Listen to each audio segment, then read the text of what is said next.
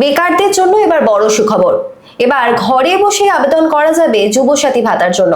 রবিবার রাত 12টা থেকেই অনলাইনে চালু হয়ে গিয়েছে এই প্রক্রিয়া। অফলাইন শিবিরে উপচে পড়া ভিড় সামলাতে তৎপর নবান্ন। প্রথম দিনেই প্রায় 5.5 লক্ষেরও বেশি মানুষ আবেদন করেছে। তাই সাধারণ মানুষের ভোগান্তি কিছুটা সামাল দিতে দ্রুত পোর্টাল খোলার সিদ্ধান্ত নিয়েছে সরকার।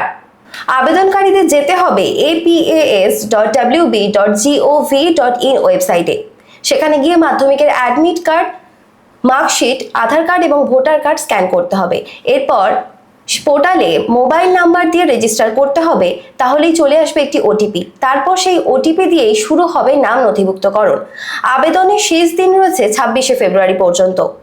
মাধ্যমিক পাস 21 থেকে 40 বছর বয়সীরা আবেদন করতে পারবে। কর্মসংস্থান না হওয়া পর্যন্ত প্রত্যেক মাসে 1500 টাকা করে আর্থিক সহায়তা করবে রাজ্য সরকার।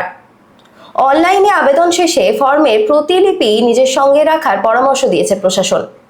বিস্তারিত জানতে এবং প্রতিটি খবরের আপডেট পেতে চোখ রাখুন হিডেন স্টোরিজ নিউজের পেজে।